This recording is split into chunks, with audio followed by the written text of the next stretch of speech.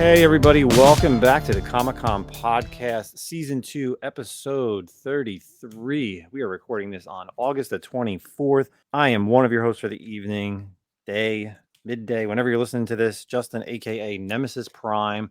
And, of course, I got my partner in crime from the far sector of Texas. Zack, what's going on, man? The glorious El Paso. Yes. Good, man. Just chilling. We were just talking about how it feels like a Thursday, but it's a Wednesday. We're recording a little early this week, but always good. The only downside is sometimes, and we talk about this all the time, it sounds like not enough news kind of comes through.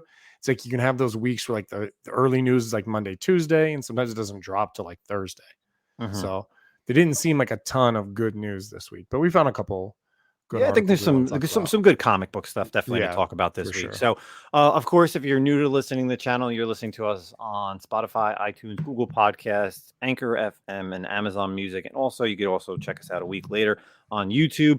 Of course, if you're checking us out for the entire month of August, we've been having our friends, neighbors to the north, some of our Canadian people that we've met, especially over the past at Terrificon. One of them, and unfortunately, we didn't get Newbie over here because him and Black Crown Comics got married last weekend. I saw some pictures floating around. Of course, we had Wesley's comic collection on here last week, and this week we have another man that came all the way to Terrificon. We got Comic Ozzy. What's going on, man? How are you? I am awesome. I'm very excited to be here. Cool. So we met Quentin late. I would say you came in on Friday with actual Dracula and Newbie. Yeah. So you guys took the trip, did the road trip all the way from Canada to Connecticut for that. So So I guess really has that been like your first big con, or do you do other ones? I know we were just backstage. We were talking about Toronto Fan Expo, but was Terrificon like your first big show this year? Like the Fan Expo and the Comic Con that we have here, they're quite large. Like in terms of like the size of it, the room's kind of the same. You have a lot of vendors. So this was my first U.S. con, so I was pretty excited to attend it. How'd you like it? What were your thoughts? Oh, I thought it was awesome. Like, I mean, I said to Joel and to Drac, like, even if I didn't come home with a comic, it would just been nice and awesome just to meet everybody in person and just hang out, talk comics, talk life. So it was good on many different levels. Yeah, that's definitely a good first con to go to in the US. Like, I've been to a bunch of the different cons, and it very much so. And Justin had been telling me this for years. We keep talking about this, but can't stress out enough how different Terrificon is compared to other cons. It's the same in terms of the vendors and everything else, but the entertainment, the life, if you will, of like the con is so much different. It's so much different. Yeah, the fact that you can just walk out of the show, go gamble, go get food, go to like the pool that's in the casino, like do whatever you want to do, and then pop back. Like, hell, Saturday I went to the con for 2 hours. I was exhausted. I had to recover, so went back to the hotel room. Slept for 2 hours, and then got recharged and was like back on the showroom floor. You can't do that at like New York Comic Con or like anything that's like you have to like walk to a convention center. Like there's a lot of shows here in the States that are like that. Like you just can't have that experience where you're able to like even buy a bunch of stuff. Like, the biggest thing is statues. And that's one thing we don't talk about, like statues. If you buy a statue, where are you going to be? You're going to lug that around all day at a show. Like at least, hey, I can go put it back in my, my hotel room, and then I come back on the floor and like continue to do hunting. But Terrificon aside, we brought on Ozzy. Like I said, we've been doing the Canadians all this month of August, so we're going to kind of get to know him. Where can people find you on your social media of all the places that exist? Sure. I have a YouTube channel. It's under the same name, Comic Ozzy. I have Instagram, Comic Ozzy. I actually have a dedicated sale page that I've been neglecting, which is Comic Ozzy Sales, because I want to keep the two sort of separate. And then there's Whatnot as well that I've been on for the past 4 or 5 months, again under Comic Ozzy. So you can find me in multiple different places. Nice. So, of course, you've been doing obviously internationally Whatnot. And we talk about it kind of on like a weekly basis, bi-weekly. Sure. Basis. I mean, I'm always doing like a show. I don't know if we really talked to newbie too much as far as the selling, but how do you feel being like an international seller, selling to both people in Canada and even to the people in the US? You know, because I think this is actually the first time we actually get to have this conversation with an Sure. international seller. To be honest with you, in the beginning, for me, I was excited just to be on the platform.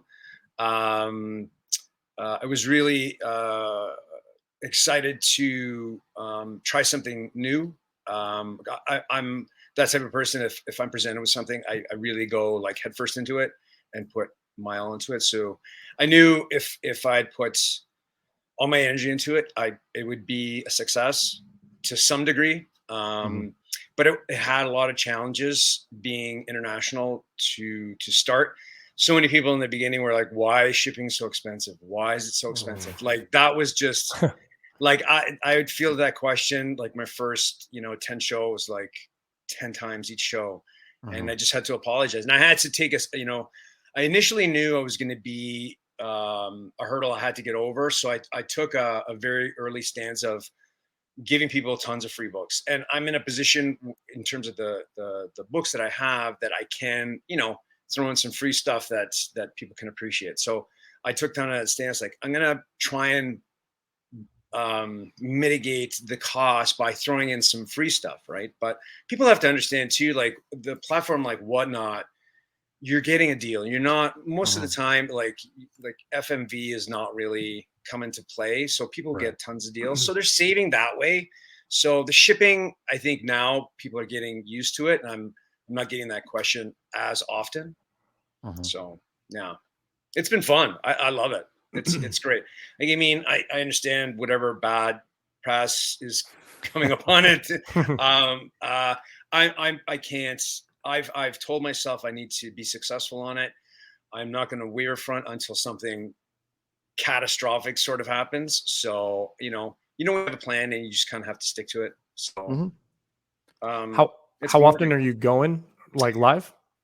So I was going twice a week, but it was just that was my life. Like I have other commitments, other Right. work. It was just True. you guys know, like even just running one show, like it's prep, Yep. the afterwards shipping, like it was monstrous. So I focus now on just one show, um, bringing a little bit more quality, a little bit more attention to it. So it's just one show a week.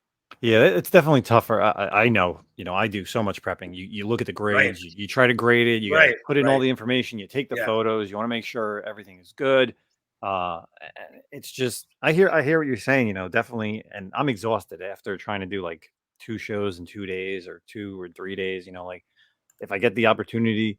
But yeah, like the whole shipping thing, like sometimes what I do is I end my stream, I go ahead, I look at the all the books, I make sure everything is right, and then I immediately hit print label. And sometimes I'm yeah. immediately shipping everything out like at night. Like I'll pack everything up just to get it over and done Nice, with. So, nice. but that's awesome that you have your game plan for whatnot. And I like I should probably start doing this too because I do have a couple good guys who constantly buy from me who Right. are Canadians. I should really do that as well as like throw some extra books for them as People well since they are paying that extra shipping.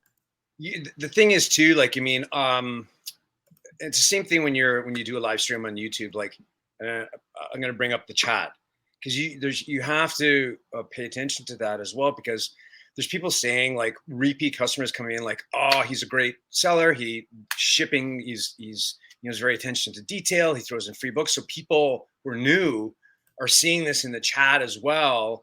It just bolsters everything. Mm. So I'm looking at every sort of angle just to try and again be the best I can be. So Yeah, I like that a lot. So, away from whatnot, sure. how long have you been collecting? I mean, because you're kind of like an older guy like us. I'm sure you've been collecting since, That's a the, that's a Just so that's nice. such a nice way to put well, it. you're not like Wesley, who we had last week, who was like Very an true. 18-year-old Yes. kid. It's Yeah. it's a little bit of a different, Yeah. game. Obviously you were out drinking with us, so I know you're at least, Yeah. well, 19 in Canada, but Yeah. 21 here in the States. You So, you see you see the what's gray your beard. yeah, well, but no one else sees that besides the three of us. So, Sure. but Okay. obviously you've been collecting for a while. So, like what's your history in collecting? Has it been a long time, short time? What do you got?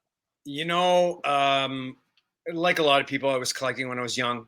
Then I probably collected for, I don't know, 10 years. I had a small collection. I was into many different things. And then again, like a lot of people, I found alcohol and girls, and it was pretty much over for a long time. Hell yeah. And I got back into it like a lot of people, lockdown. I was like, I found a couple YouTube channels and I was like, what's going on here? And then I started connecting the dots. I found the connection to Instagram and this whole community. And it just like, I was like, what is going on? And I just, Wow. you're instantly kind of drawn into it if you're a comic book nerd or a fan, right? So I got back into it that way. That's So that's there was interesting because like that's what a lot of people, recently we've had a few guests that have said that too about the whole lockdown. Like either they started collecting or they're getting back into collecting. So that's yeah, really got awesome back that in. you obviously, like most guys, like we were into it for a while, and then girls and alcohol. That's basically how I stopped out of it. It's just the truth, right? Like, it's just No, it is. Yeah, I like girls, and then it was just like comics weren't my thing in like the '90s anymore. I was like, we're done, and then it like became like a cool thing because obviously all like the MCU and like DC was putting out right, movies, and you're like, all right, hey, I was like, I remember I used to collect these things when I was young, and then right, going in my parents' attic and like, oh yeah, I got like short boxes and long boxes of this right. stuff. Yeah, It's exactly. it's crazy because it feels like we're hearing that more often. Like you just said, is everyone kind of started, or not everyone, but a bunch of people getting like into comics around like the pandemic and the lockdown. And I think for like Justin and I and other people who have been collecting for years ongoing, that was kind of like the worst time in a way because it was just like nothing new was coming out. At some point you can only reread the same shit you've read, and like when you've read like majority of everything out there, it Right. kind of sucked. I remember the lockdown really sucked in terms of comics. I was bored. But now it's making sense as to how I sold so many runs on like eBay, because there's probably all these new people buying like straight runs all the time. But it's wild. It's wild to think that the pandemic brought new people to the comic book game. Yeah, because I do a segment on my YouTube channel, and I've been neglecting it, but I've interviewed so many people who have channels, and there's the common thread seems to be there's a big gap in their collecting history, and they all got back into it. A big chunk of them got back into it during the lockdown. Like more often than not, that's the answer I get because I ask about that too. Yeah. So what's kind of your focus since lockdown? Like what characters or series? Like what are you going for? Or what have you been going for since that time? Because Zack just said this, because a lot of people were like trying to complete runs. I'm not a completionist whatsoever. I don't really. It doesn't bother me if I have chunks missing and a run. Like it's what? For me. I know, right? Like see, guys, it stresses me out. It was so much anxiety. I had such a good time. You can find me later. Yeah. It's just, sorry. I go after the books that are important to me in any specific run and any specific sort of character. But like it's very weird in that small chunk of time that we've in the 2-3 years now. My collecting style has definitely changed a lot from when it first got back into it. It's pretty interesting. Like I was just collecting anything and everything. I was like, oh, that's cool, that's cool, that's cool. And then I ended up with a bunch of books. I'm like, what for? Like, you just like, why do I have this? You know what I mean? Right. So I started focusing on bigger key books in the past, like maybe 6 months or so. All right. Yeah, you definitely got some keys behind you. So, thanks. Yeah. have you decided like a Grail book, or because I'm in the same boat like DC. Like DC is still my first. That's like my family. I was always going for like first appearances of heroes, villains, and I've kind of completed a good portion of what I can complete, other than like Golden Age books. And like I understand like not completing like the full run because like something like let's say Aquaman, who you get an Aquaman 1, you get first Mara, Black Manta, Ocean Master. But do you really need the rest of those in that run? Like, do I really want to go get the full complete run? Right. So where are you going with as far as like Grail, like or anything this year that you're looking to pick up? I had like most people, your top 5, top 10 that you're after for the year. I got close. I think I'm at 8 of the books that I wanted to get. Wow.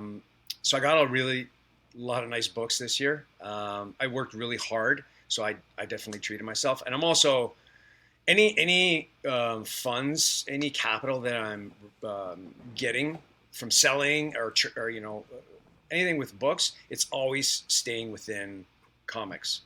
I'm just re Reinvesting it. Yeah. reinvesting everything into it. So if I'm looking for a grail this year, I think I got my Marvel Spotlight 5. That was the grail for the year. Hell yeah. Yeah, I know, right?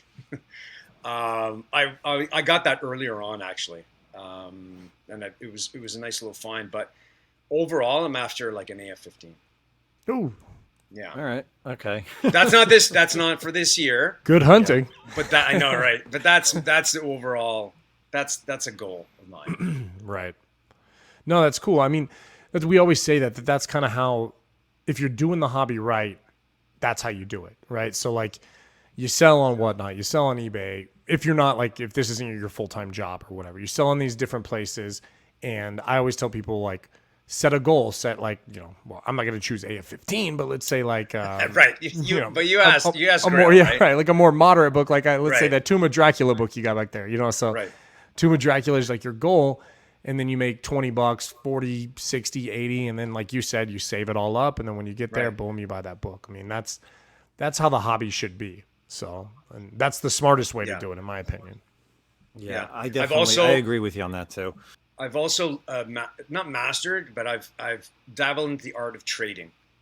So one of my goals at Terrificon was to figure out trading with the dealer, and I had to do it on my own and had to figure it out. Like it's not easy. Yeah, like, walk us through that. That's tricky because I'm it- curious about that. It took like 5 or 6 guys before I could find somebody who was kind of willing to do a trade. I brought my Hulk 180. I brought my FF 49. I bought Journey to Mystery Annual 1. I brought my Avengers 8. What else? I think I just brought that. So I wanted to upgrade the Avengers 8. I wanted to upgrade the FF 49. I wanted to trade the Journey into Mystery, and I wanted to upgrade the Hulk. So that was the goal of the con. I was able to upgrade the FF, and then in doing that, I moved myself into a Tomb of Dracula at the same time.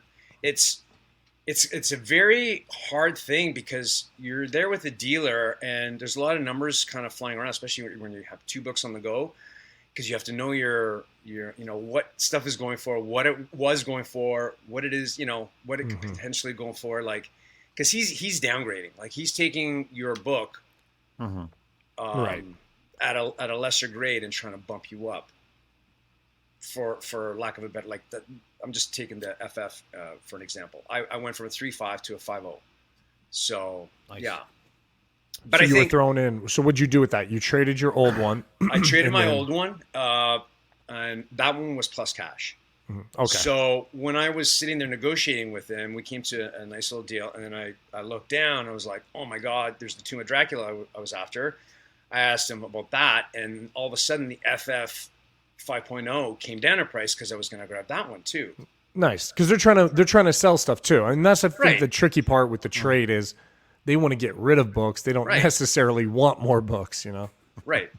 But the weird thing about now, the dealers I see now is there's a lot of them, they got stuck with books that they got during 2021 when prices were crazy because they're still buying and selling books.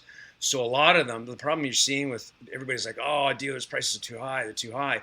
It's because they paid way too much for them. So they're sitting on all these, you know, they're sitting on all these books that they paid a lot for. Right. And they're just not willing to budge on. They're like, oh, it's going to come back, and it's going to be a while before it comes back. So mitigate your loss, right? Realize the loss of the capital, and then move on to something else and make the money somewhere else, man. Right. The You got to smart pivot. person, yeah, the smart person's going to be like, I'm going to take the loss here because I'm going to make money here, here, and here, right? Right. It's Yep. just, you know, it's just, and they're not realizing that. Yeah, some people just want to be like a museum or like a show wall where they Right. don't want to move books. And I really never thought about that too much, especially like so much towards the end of last year and this year when I go to shows and you see prices and you're just like, you look at it and you're like, there's no way that price is right. And it is. And that's like you said, yeah, because they paid a high premium because the book was going up and they're thinking, all right, well, the book is going to keep going up. Right. But in reality, like prices have stabilized to a point where now people can afford all these books that were just astronomical in like 2020 and 2021. So yeah, really like the take on that. Yeah, but it's something that we really don't talk about too much as far as trading. And like I've only tried to do it once and I was unsuccessful. I was trying to upgrade a Saga 196 to a 98 a couple of years ago. It was at Baltimore. Two guys had 98s, but the cash like just wasn't there. Like they wanted too much cash to even to downgrade to a 96, and I was like, no. My other books, I'm usually trying to move. It's just like people don't want them, even though they're keys. Like they could be like a DC key or a Marvel key, but it's just like they're not looking for it at that time. Right. So that's always a tough thing. But you had books clearly that people will still want regardless. Mm-hmm. Yeah, like when you walk up to the dealers, like, hey, like first question is, I didn't have the books out. I'm just like, hey, are you into doing a trade? And they're like, what do you got? And then you pull, like, like I'm not gonna. Yeah, of course. Well, it's always a gamble. Like, who's trying to get over on the other person too with a trade? It's always someone has to come out on top here, and so it is kind of like it's antagonistic somewhat a little bit at first, A little bit. I don't necessarily know. Like, if I'm getting the sense where there's a one-upmanship, I walk away. Like, if I get, I'm pretty good assessing people out, and if I'm getting a feeling that he's trying to, if it's weighted to his or her side, I would just be like, hey, bro, have a great day. I'll see you later, because there's 20 other guys or gals that you can approach and do something like that with. My point, I had a point when I started about when you're getting into the trading of books, also people get into a thing in their head about, and I get it too, that grade. Sometimes you get that grade stuck in your head. Like, I need this book in this grade. So, and unless you find it, you say no all the time. So you have to also be willing to say yes to, something that's 2-3 points down. Because now you're into that book. Once you get it, regardless of the grade, you're into that book. Then you can start moving that book by trading it and constantly trading it. It's not a race, right? Oh yeah. Say I was into an FF 48, and I really wanted the 5.0 to match, but somebody had a smoking deal on 2.5. I would grab it, right? And then within those few years, I would bump it back up to a 5.0. Because you get into it for a good price, and you just slowly get up to that grade you want. Mm-hmm. That was part of my point about trading. Yeah, trading is definitely one thing. Upgrading is a completely is so much fun. I love I've upgraded a few key books in my day. Two big ones was a first Poison Ivy. Like, I've upgraded her like 3 times, and she's at like a 7.5 now, which is just bananas. And then even a first Zatanna as well. It's also a 7.5, upgraded at least twice. And I should have pulled the trigger. Somebody had an 8.0, and I got it, and I could have got it for a good price, because then literally like the next day is when they announced they were going to be doing a Zatanna movie, and then that price was just like way out of. I was like, yeah, I'll stick with my 7.5 for right now. Yeah, it's just a good practice, right? But it's hard. Some people. I'm not saying it's what you should do. It's just it's a practice that I've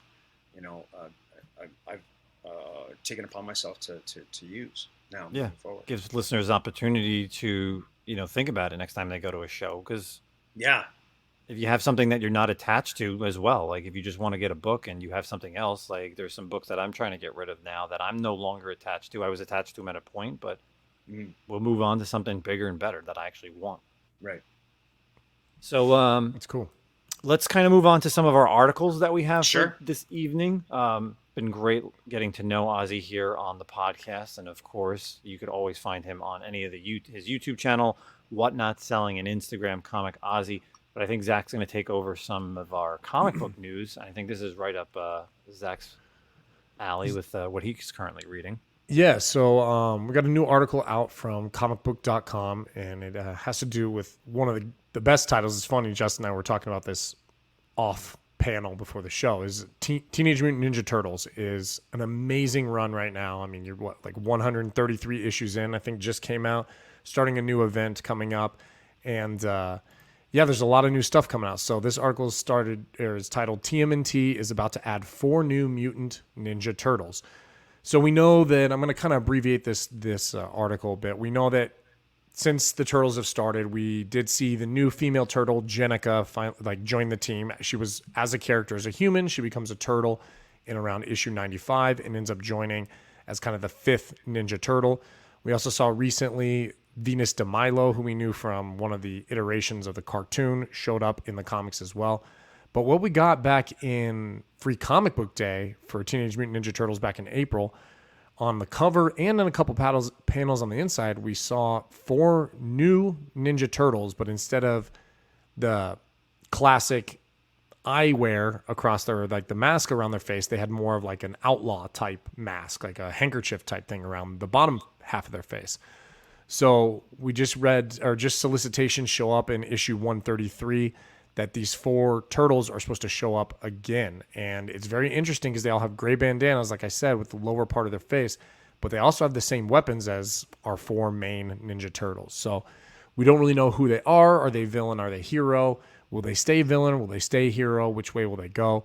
But there's a lot of change and a lot of activity coming in the Ninja Turtle world with the Armageddon War getting ready to start. So, or Armageddon game, I'm sorry. But honestly, if you aren't reading Turtles, I'm trying to get Justin to pick it up. Obviously, he's 133 issues back. So I'm trying to convince him that he needs to be reading this. It's so good weekly. The Armageddon game that's been showing up, the opening shots, issues 1 and 2, have really kind of been highlighting how it's going to go and the villains that are going to show up. And yeah, it's great.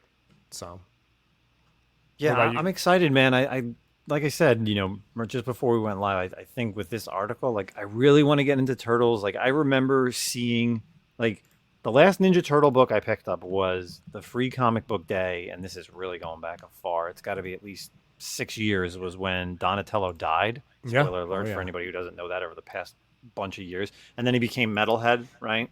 For a little while, yeah. Yeah, his like body. And the only reason why, because it was like issue 50, and Art Germ did a exclusive variant. Or no, maybe it was Kenneth Rocafort did, and I loved his art in Red Hood and the Outlaws. So it was cool because it was 2 variants. It was all the Turtles, and then the variant cover had Donatello as Metalhead. So it was just like a flip flop. But and then I didn't really know anything. Like I really wasn't reading Turtles. I didn't care. And then I knew like Jenica came on the scene, and it was like, oh my God, there's actually like a Turtles book that's worth something, right? Because Ninja Turtle books don't really go up in price. They don't, yeah. Other than like the original Mirage stuff. But it's tough. Like, how do I start? And Zach and I were talking about this, offline. It's like I got to go back and either get the trades, get the hard covers. But I think Turtles is like the one series with IDW that's solid. I'm a big Transformers guy. It's always up and down. But I think the Ninja Turtles has really spun a way that IDW is profitable on their end, as far as being like a nostalgic title for since the 80s basically. And you have Tom Waltz, who's coming back, who wrote in this article. They also said that he was previously wrote 100 issues of the longest running ever Ninja Turtles series. So I think you're totally right about IDW, with where Turtles has been so successful. And I read some of the IDW Transformer stuff. It was always one story. You know what I mean? Pretty much. I mean, they had little one shots and stuff, but you can read the Transformers IDW stuff, and sometimes it just doesn't. They're not meshing the stories. There doesn't seem like there's one cohesive storyline going through. To some extent there is, but not the way Turtles does. I mean, you can literally read from issue 1 to issue 133, and the story is progressing. So, Ozzy, what do you think about the upcoming Ninja Turtles book that's dropping with 4 new mutants? I kind of perused the article. I was just isn't this a big moment? Like 4 new characters? Like if you just in Marvel, like people go bananas for just 1 new character. Like you're getting 4. Like this should be like, how many covers are they doing? Like this shouldn't this be like monumental? Or I don't think it's many, is there, Justin? Really? Yeah, typically like IDW just does cover A and B, and then they do like the 1 in 10 incentive, unless like a retailer really reaches out. So they approach it differently than Marvel. Okay. It's completely different. I think like issue 100 probably had a lot, And then anything that they had with Jenica, like the one she had like a little mini series. I know some Couple, retailers yeah. were able to get a couple exclusives. But yeah, it's like it's really odd that nobody like takes the step and What's you know. what's the Jenica book doing now? Like, is it has I know it Hmm, popped for a little that's a bit. good question. I don't follow, but I'm just wondering if this is going to parallel. Like, if you're going to have 4 new characters that stick around, it would seem that within that run, like you have like Mhm. I know about Venus, but that book didn't really do anything. Yeah, Like, no, Venus didn't seem to do anything really, no, which was kind of surprising. And in this one, if I'm giving my like opinion on how it's going to play out, like I don't know if these are going to be like stick around characters, you know oh, what I okay, mean, or if it's just Mm. kind of like some, you know, evil type version of the turtles that are coming in, because the whole Armageddon game is the Rat King doing all his right. like trying to take over, and maybe Maybe it's just a way for them to go, hey guys, have a look here quickly, and right, then no, you know, and if because something else is coming up, I don't know, like you Mm. know, they do that sometimes in marketing, right. just do like some sort of like little ploy or whatever, and people are like, oh, what's going on, and then something else is a little bit more monumental, but Let's Yeah, I'm see. surprisingly, Jenica's book is for Raw they're still selling around around $50, and nine Yeah, eights are going for about 125 to okay, 150, which is again like for a modern Ninja Turtles book right, is right, pretty wild. Like usually the only other thing other than the old stuff would be like variants that most stores aren't ordering 10 copies. So if there's some random cool variant that's low print run, that's the only way that you'll actually get something expensive out of the Ninja Turtles, because we've seen that on the Transformers side with their 1 in 10s. right. Most of those variants are worth more than any hmm. single issue and introducing somebody new, which doesn't regularly happen. The thing Right. about the Jenica book too, or also was that it was kind of timed around San Diego Comic Con 2019 was when that variant came out. I'm looking like, but there was 9 variant covers for this book, which is crazy for Turtles.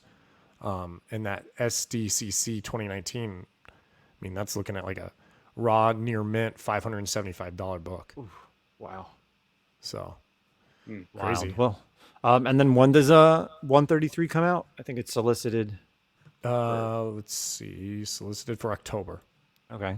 So Yeah. TMNT number 133 you got coming out in October. So if you're not currently reading the Turtles, and didn't they even do this is like a side Hmm. what's the thing like it was created in like the hundreds like Mutant Town or something, right? Yeah, so that's kind of the story right now is a bomb with mutagen was detonated in like a portion of New York, and they ended up walling it off, and everyone in there are mutants now. So like a ton of humans got mutated, and they're also kind of cut off from like the rest of the world. Their supplies are shipped in. It's very kind of shanty town esque, and the Hmm. turtles have kind of taken over in terms of like trying to lead, and they opened up a dojo, and like Raph is moderately kind of like, and for lack of a better word, law enforcement around town, and they have Huh. like the Splinter Clan dojo is kind of like the good guys that are kind of helping everyone Hmm. out, and so it's been really cool. I'm telling you, like even the side characters that are in this book are just really done well, and it never seems like you lose sight of the 4 turtles, which is tough, like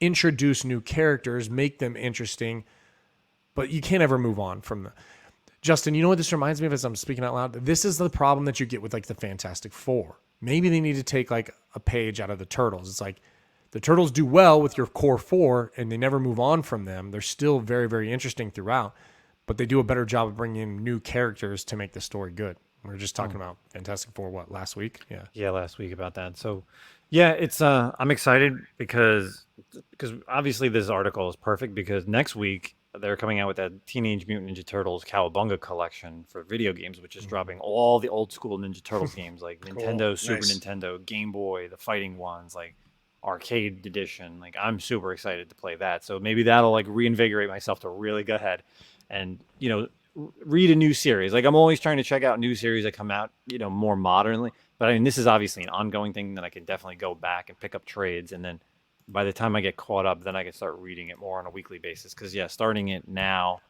yeah, I guess maybe I could start at issue like 95, close to 100 when Jenica gets introduced, but we're No, nowhere near. Like yeah, we wouldn't be. It wouldn't look good, right? I'd miss I'll out on a explain lot to of you cool later stuff. why you Ah, can't okay, do all that. right. Well, let's get on to our next article. Going from Ninja Turtles, we're going to go to some DC action. So, coming over from comicbook.com, DC is bringing back the black bags for Death of Superman. If you don't know, this is the 30th anniversary for the Death of Superman coming out later this year. So we are getting a Death of Superman 30th anniversary special celebrating the legendary battle between Superman and Doomsday with 4 new stories. Of course, bringing back the old writers and artists like Dan Jurgens, Jerry Ordway, Brett Beatty. And with that, we are bringing back the black armband. And to our younger listeners who don't know what the black armband was, in the 90s, when when Superman died at the hands of Doomsday, they had this black bag that on the inside gave you not only the cool looking comic tombstone, but it gave you like a black armband to put around your arm to signify that you were with Superman basically at his death. It gave you the little news article. I think there was a stamp in there and something else if I can't recall. But according to the article, this is crazy. When this came out, that original was going for about $100. I don't ever remember seeing this thing going for like $100, the original one. No. But I don't know. But we were young. Maybe we probably weren't paying attention. Yeah, I guess maybe if we were lucky and just like walked into the stores and got it like that Wednesday or whenever it came out. But the fact that I couldn't believe this article actually said that these Polybags at one point were hitting $100 for basically the Superman 75 crossover. I don't remember that, and I was not a young. I was aware of that time. I don't remember it being $100. Yeah, I remember going to multiple stores. I have the Poly. I have that now, but it's nowhere near $100. But it's also like it's a book that always sells. Like I always see it at a shop on the wall. Sure, yeah. It's definitely a book to have for nostalgic reasons, and even if you're younger and you've never read The Death of Superman, if you read it and then you want to go pick up those issues, because there is the newsstand version and then the black bag version, which again have different covers. Obviously, the black bag comes with everything, which is awesome. But with this DC special that is coming out later on, this one shot has the 4 new stories and is introducing a new Doomsday villain called Doombreaker. So could be something that you may want to pick up. It's got John and Clark fighting together to fight the Doombreaker. And then again, there is 3 other stories. Louise Simonson is in there as a writer, Roger Stern, and Jerry Ordway. So that's going to be dropping on November the 8th. Zach, so is what do you think about this? Is it in continuity? Like, is it like a new story, or is it? I guess I was, until you just said this right now, I thought it was just like kind of like a more or less like a reprint, Death of Superman 30th anniversary. But with you saying John and Clark and a new character, this is actually like an ongoing story. Yeah, so initially that's what I thought too. I thought that they were doing. I remember the Twitter feed that they were showing was just like 30th anniversary, and I'm of course, like reprint the book, put it in a Polybag again, whatever, which still would be cool by itself, But yeah, so this is completely different.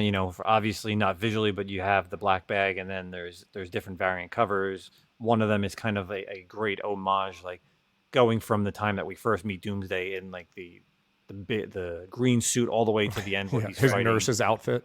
Yeah.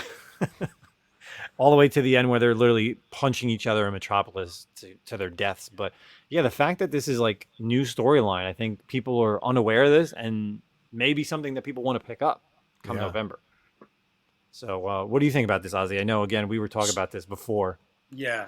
So for all the listeners, this sound right here, this is I actually have the Polybag book in my hand. That's the sound. That's the sound of Poly in someone's hand.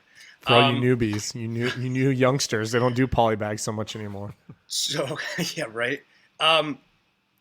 This book here was supposed to be a retirement package for so many young people. They're like, I'm going to get this book and it's going to be $1 million. The 90s, man. It was a wonderful day. There's so much hope in the 90s. So much hope. I'm pretty stoked for it.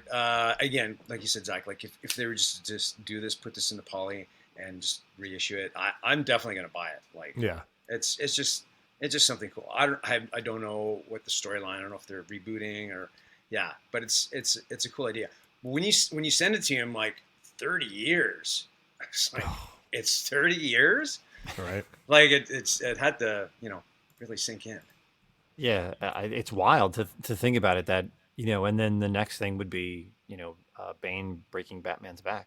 That's same thing. We're basically at that time frame and especially growing up in the 90s, like that was the first time I remember when comic books were on the news, like with Superman dying. Like that was something that Yeah. was just monumental. Like, and you don't see that too often across any platform of comic book reading, Marvel, DC, Indie. You Right. don't ever see it where it hits the news to the point where it's like, like the mourning of the loss of someone like this. And Superman was just like such a big character. Like it's just wild to think about that. And I I think remember I remember just growing up and I could see myself like going to the comic shop and then even going to like the local, there was like a 7-Eleven by me and they carried comics. And I was just like going through all the books looking for like this Polybag.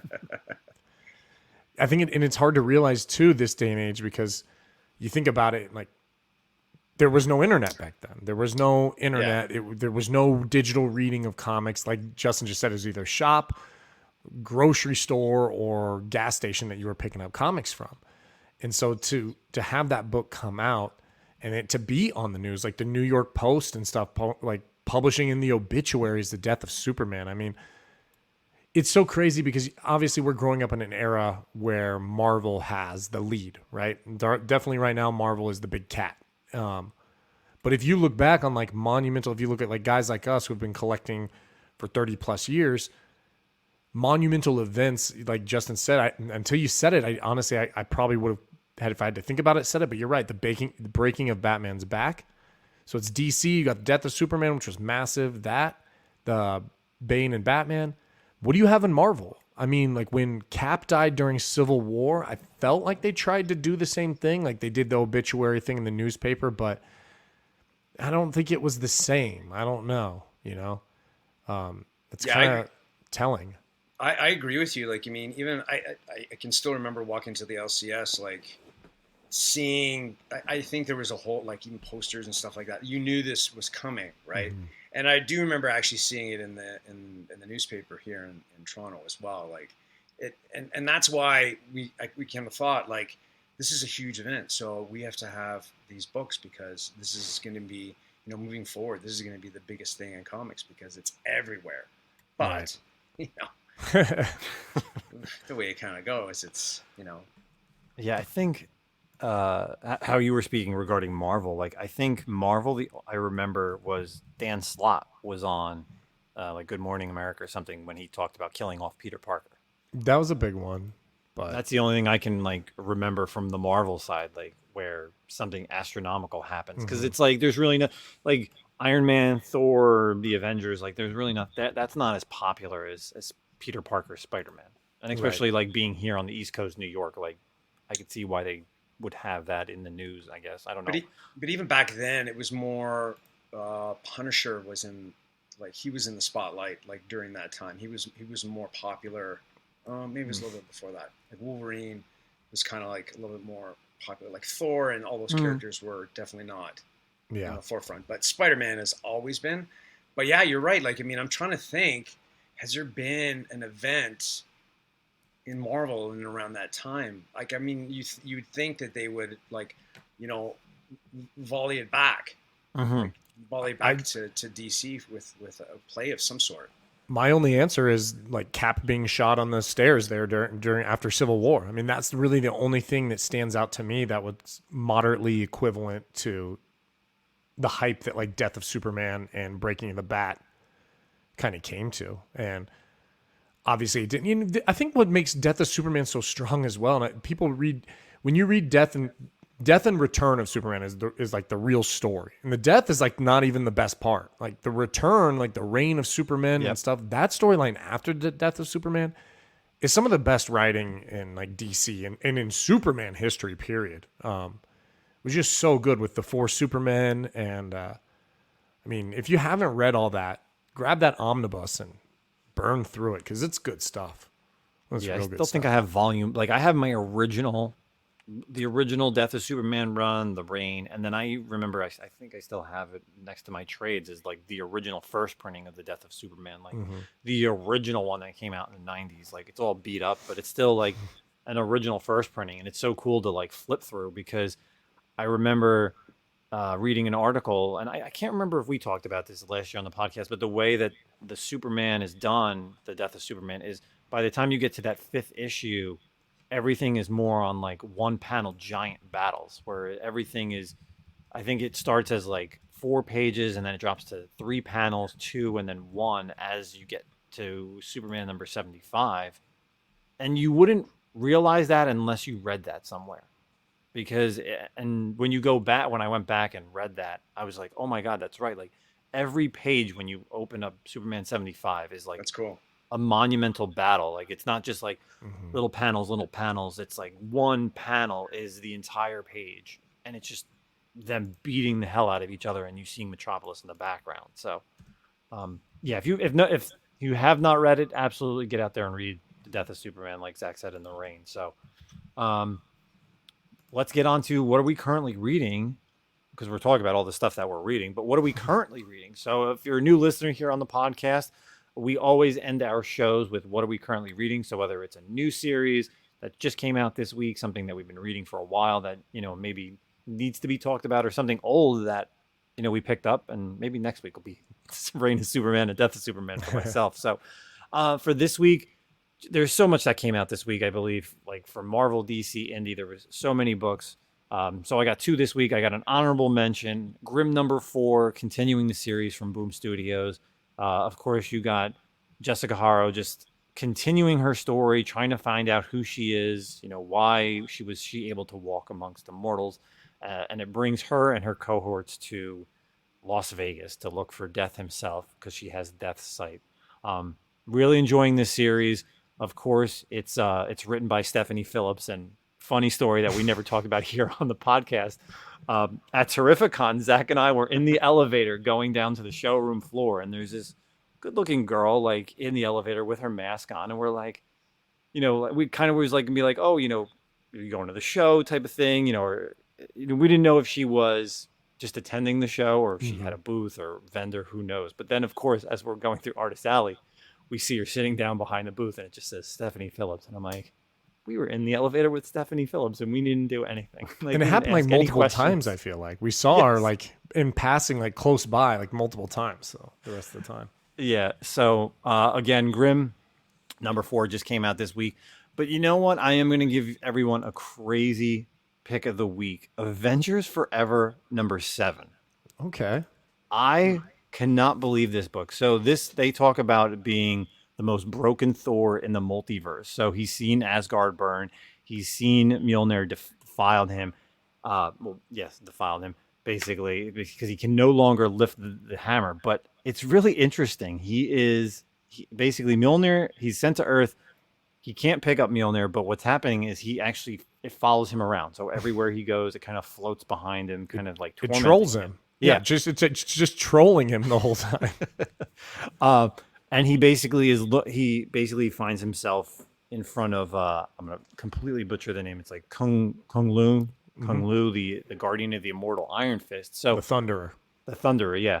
So it's basically the whole issue is him trying to become worthy again, and it's just awesome to see him like just beating the hell out of Mjolnir. Like he's just standing there, and he eventually, by the end of the issue, and obviously I don't know, I can't believe people aren't talking about this, but he kind of basically becomes like the new god of fists, like the new immortal Iron Fist in a way.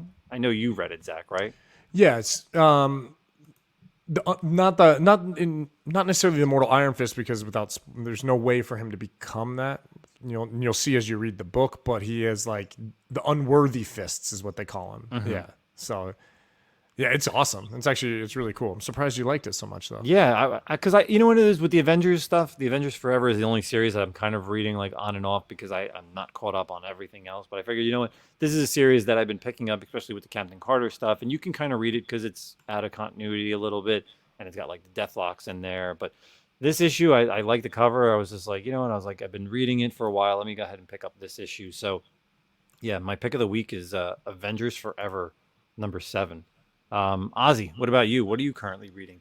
I've been on Grimm as well. Things have been busy, so it's definitely hard to read. So, but that's one series that kind of has me kind of hooked.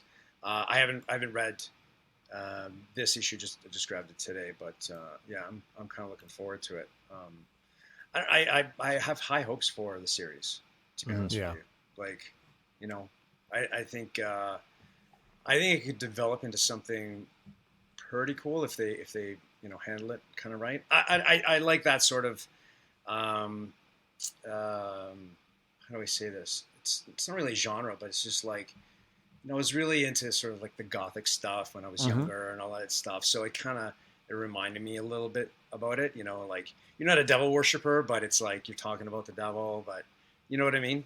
Yeah, no, I love that's like what's so great about any of these series that they put out. Like obviously, like Something Is Killing the Children is like a gothy type of girl, and Yeah. with Jessica in this, like she's got that goth look, but she's not.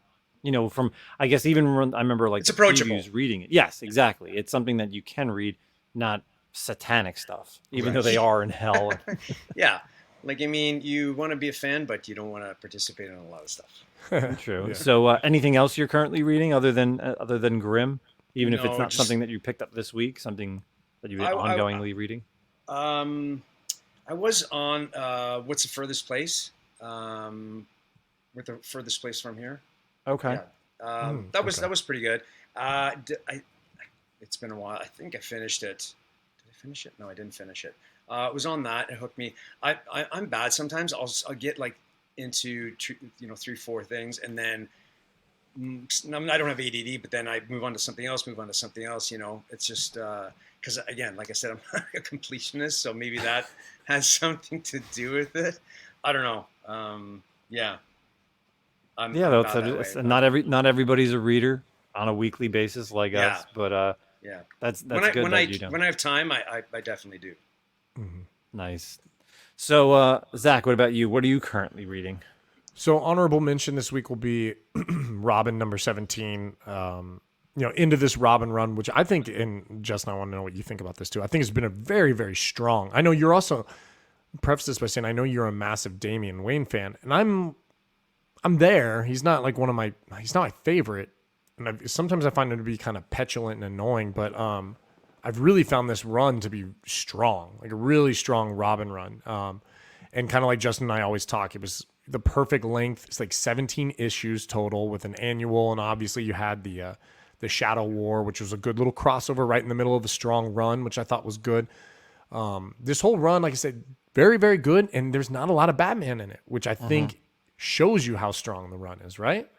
Yeah, we talked about it early with the whole Lazarus tournament that was going on in the first half, and then it kind of broke away, but it still kept a lot of those characters like Flatline and Respawn and the other Connor Hawk. Yeah, that's the one I couldn't think of. I'm glad you said that. And it does lead into the Batman and Robin series. It's definitely a lot stronger than that last Robin series that we had a few years ago, where it was again just Damian. But this series was written well. The art was great, and I'm looking forward to the Batman and Robin stuff, because even that new 52 run of Batman and Robin was great with Damian and him like getting back, because at that time it was towards the end of the pre New 52. It had Damian but it had Nightwing as Batman. Now this is really the first time you have like Bruce and Damian together on a team in a way and on a title. So it's going to be interesting to see what they're going to, and I have no idea what they're going to do with the Batman and Robin series, but I agree. Robin was definitely a great read for all 17 issues. So that's my honorable mention. And then I think my pick of the week, which is another DC book, actually is going to be Task Force Z, number 11, by Matthew Rosenberg. I'm a Matthew Rosenberg fan. I really like his writing. I think his stories are very tight and concise and funny and dark and everything you want in a story. And this is just a crazy ass story. I mean, it's Red Hood, Suicide Squad, zombies, Mr. Bloom, who Mr. Bloom had to have been like one of the most uninteresting characters when he showed up in New 52, right? New 52? Towards the end. Towards the end, yeah. I found him to be kind of goofy, like a scarecrow looking dork. And but man, he is creepy in this series. And we saw the return in this book, or at the end of last book, with Gotham and Gotham Girl kind of show back up. So it kind of changes things up. And I also love the team up, kind of like, it's almost like a buddy cop in ways with Harvey Dent and Jason Todd, which is such an interesting pairing to me. I don't feel like I could be wrong. I'm not like the savviest Batman historical reader, but I don't feel like there's a lot of Harvey Dent, Jason Todd, like interactions one-on-one. And I think there needs to be a lot more moving forward because they are great together. So I really like the Task Force Z. Yeah, It's I'm fun. glad. I'm glad that he has like a title right now, other than the Curse of the White Knight, Right. the Batman Beyond stuff that just came out. Issue 2 just came out, so that ended that little 2-issue arc that Sean Murphy did, and probably should have talked about that as well. But that's going to continue in the Curse Beyond the White Knight issue number 5. Yeah, Jason's been just killing it on that series, and I've actually been trying to get some of the 1 in 25s that look pretty badass with him on the cover, because there's not too many Red Hood covers, and people like them, and they end up going, up in value. So, and I didn't read this week's. I'm probably like, I think I'm at issue 9 or number 10. I got to go back and look and see where I'm at. But yeah, I definitely look forward to reading the series, and you put me onto the series early on, so I appreciate that. So that's it for what are we currently reading here on the podcast. Before we get out of here, we want to thank Mr. Comic Ozzy for coming on here. And rounding out the month of August for our Canadian guests. So make sure if you have not started following Comic Ozzy, you do on all those major platforms. Check him out on YouTube, even though he says he doesn't post too much right now. But and of course on Whatnot, if you're not following him on Whatnot, I definitely have popped into his auctions, and he definitely does. Like you said, he brings in quality. He's not bringing in the dreck. He's got some nice stuff. I think what were you running? Some Spider-Man stuff this past week, right? I saw you. Yeah, that was actually the biggest sale it had on Whatnot yesterday. I went for 3 hours. Oh, damn. Wow. Yeah, I had $100. So yeah, it was all Spider-Man. So it was a good sale. But Awesome. sure. Yeah, appreciate that. Awesome. So closing words, Ozzy, before we get out of here. Let us know. I don't know. Just collect and buy what you like. That's what it comes down to. Don't don't fall into those traps. Just get what you like. That's it. You'll be happy with it. It's that simple, right? Oh yeah. Yeah. Mr. Zack, what do you got? That's it. I'm good. I got nothing coming up. All right. Well, You probably got something, right? No, I don't know. I don't know what's going on this weekend, but if you were listening to this early enough, Rogue One has been re-released in theaters in IMAX, so you can go check out that. For Star Wars stuff, I know they're doing like a little preview, or I don't know if it's before or after the movie regarding for Andor, and then also next week, starting in the States, I know the Spider-Man No Way Home More Fun Edition. I believe tickets went on sale for that as well. I saw a little bit of a teaser. There's 15 extra minutes of, so if you want to go back in the theaters and watch it, I'm considering it. I already have my tickets for Friday night for Rogue One. I'm so excited to watch that, especially in IMAX, because the first time I saw it, I did not see it in IMAX. So that's it for us here at the Comic-Con podcast, and Comic Ozzy, our Canadian buddy up there in the north. Thank you for having me.